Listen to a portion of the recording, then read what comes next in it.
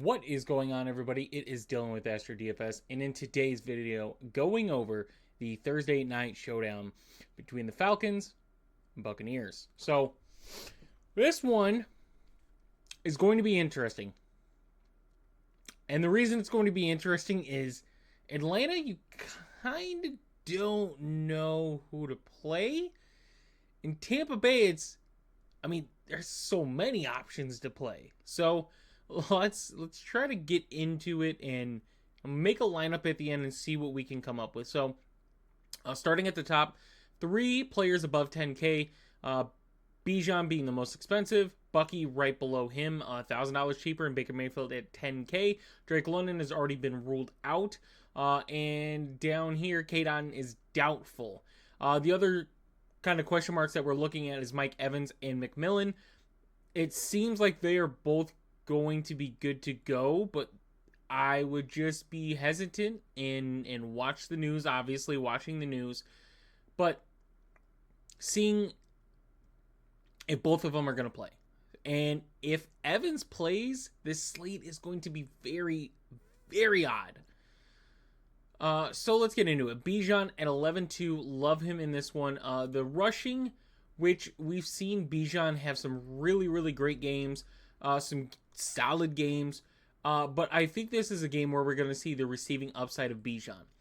Tampa Bay is the worst defense in the league to receiving backs. The worst by far. And we saw that in week 1, where Bijan went 6 for 100 and a touchdown. So 22 points out of Bijan in that game, just in the receiving alone. And a lot to like, again, in this one. So at 11-2, love having Bijan in my lineups. Bucky Irving 10-2. This one is difficult for me because the 2 games with Bucky, his volume's been pretty damn similar. Week 13, 17 for 61. Week 14, 15 for 55. Kind of receiving games, the same. Got a touchdown, which was kind of the difference. Receiving touchdown, rushing touchdown. But he still ends at 16.1. I'm skeptical of Bucky. I do think it's a really good play against Atlanta. And as far as trying to figure out what we know, right? If you're playing a handful of lineups versus, 10s, 20s, plus 150s, whatever, like you're going to have exposure to most. But if you're playing a handful of lineups, when we get down, if Mike Evans is in, like, are we trusting Emeka Egbuka, who has been very, very disappointing the last 4 games? He's yet to get 10 points. You go back and look at week 1, 23.6. It's a really good game out of Emeka Egbuka. But then Mike Evans might be there, and he's 9K. And then Chris Godwin, 8,400. So, like, who do we pick at the Tampa Bay side? Who do we pick is going to have a good game? I'm okay with getting Bucky Irving at 10-2 and pairing him with Baker Mayfield and saying Bucky's going to get a couple receptions. Baker's going to have a good passing game. Do I need to lock down one of these receivers? No. If we could figure out a way, sure. So, I think it's a good matchup for the Tampa Bay receivers. I don't have a preference. At this moment, I don't have a preference. Chris Godwin, the matchup looks really, really good in the slot. I would imagine he takes a good amount of these slot snaps. But we already know the Baker to Mike Evans connection. Solid week 1, 5 for 51, but that was kind of Emeka Egbuka's game. Didn't get a touchdown on that one, but the targets have been there, right? 8, 11, 8. We're not going to count this 4-1. And even the week 3 one, where he got, banged up and then injured again. So, Chris Godwin, I like. Emeka Egbuka, I like. Mike Evans, I like. So, like, it's pretty much what your salary allows you to do, right? Are you trusting Kirk Cousins at 8,800? I don't know. Now, if you go back and look at last year, Kirk Cousins had success against Tampa Bay, right? We saw the 500 passing yard game against Tampa Bay, and Tampa has not been that good in the pass game. We like Bijan. If you're like me, I like Bijan because of the receiving upside. Kirk Cousins is going to be throwing the ball. So if Bijan gets a touchdown, Bijan, gets 80 yards receiving. Like, Kirk Cousins getting points out of that. Do I believe it's a true upside game for Kirk Cousins? No, because we really haven't seen it this season.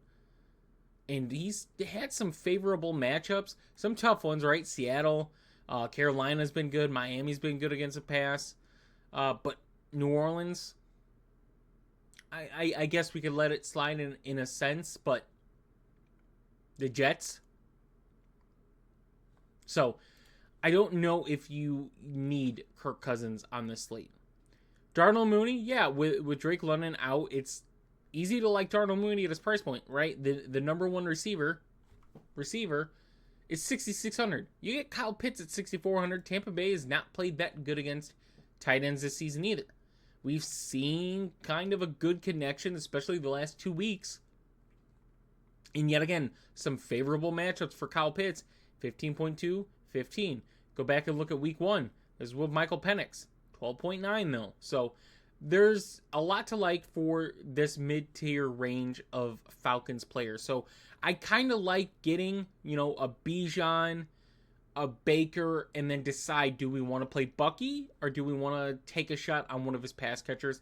And then, yeah, you can go Darnell Mooney or Kyle Pitts. We have some values on this slate that allows us to get pretty creative with our lineup. So, yeah, Darnell Mooney, Kyle Pitts.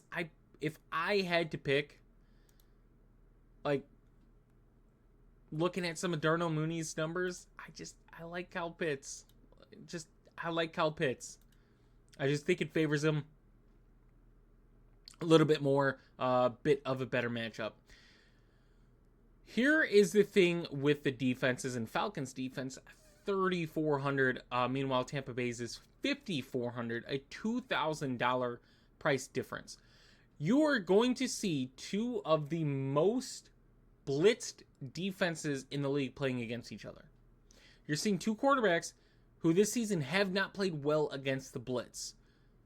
There's concerns. If I had to trust a quarterback is going to succeed, I'm going to trust Baker Mayfield and having all of his weapons. Besides Cade Otton, but he's got all of his weapons, right? We've seen him have success with Abuka. We saw him have success with Godwin, success with Evans, success with Tez Johnson, success with Sterling Shepard, success with McMillan. Like, Baker is going to have his weapons. They're going to get creative. I really like Tampa Bay's offense, so it's hard for me to play the Falcons defense. The Falcons defense has some pieces on there. Clearly, 43 sacks. They're putting pressure on the quarterback. Go back and look at week 1 sack against him. The one thing, though, that is different, a main thing that is different in this one is Tampa Bay's offensive line is still banged up. So could I see Atlanta get a little more successful with the blitz in this game because of that? Yes. Am I willing to take the bet on it? Not really. Rachaad White at 4,200 is kind of interesting to me. Yet again, for the receiving upside of it, saw him get a good amount of volume. Kind of the same thing with Sean Tucker. It's just Sean Tucker 7 for 29 out of him. Got a touchdown. The rushing, Sean Tucker gets the favor. And the receiving is Rachaad White. And I forgot to mention the kickers. I don't know how on this slate I passed up kickers. But this is a kicker galore. This is where we like kickers, is when you have a division game and you have teams that blitz a lot. A lot can go wrong when teams are blitzing, right? Just can't get the ball out quick enough. Somebody doesn't pick up one of the blitzers. A lot of stuff. But I expect, especially Tampa Bay, to move the ball down the field. Maybe we see Atlanta move the ball down the field too, and they struggle to score. So, yes, I love kickers in this slate as well. I think this should be a very good paced game offensively. Should be a good offensively paced game. It's not one of the higher totals that we've had on a showdown, but I believe in it. And then going down, Tyler Algier. Tyler Algier is likable because of the volume he gets, and he's 4K on this showdown. And he gets a good amount of volume. There's a good chance he gets a touchdown, and he pays off at 4K. So, am I looking at Algier? Sure. I am skeptical whenever you're facing an interior threat like Vita Vea is.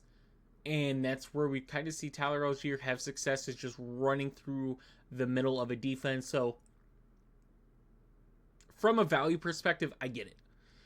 Yeah, and then you get down here to the Tampa Bay receivers. McMillan at 3,800, Shepard at 32, Tez Johnson at 28. So it's pretty easy to get a cheap, stackable piece here in a Shepard, in McMillan, in a Tez Johnson.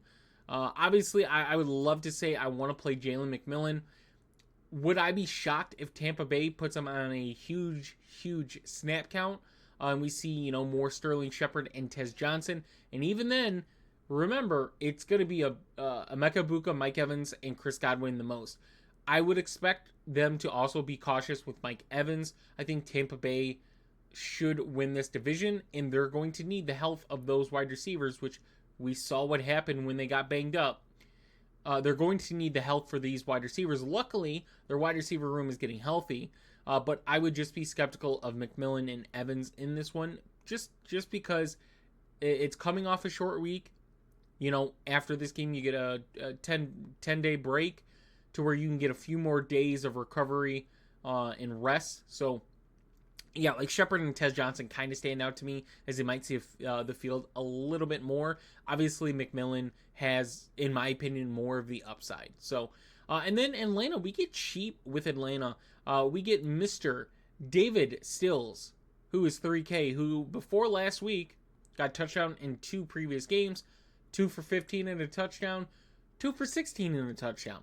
He's going to be on the field a good amount with Drake London on. We've seen it already. So at 3K, fine with getting it.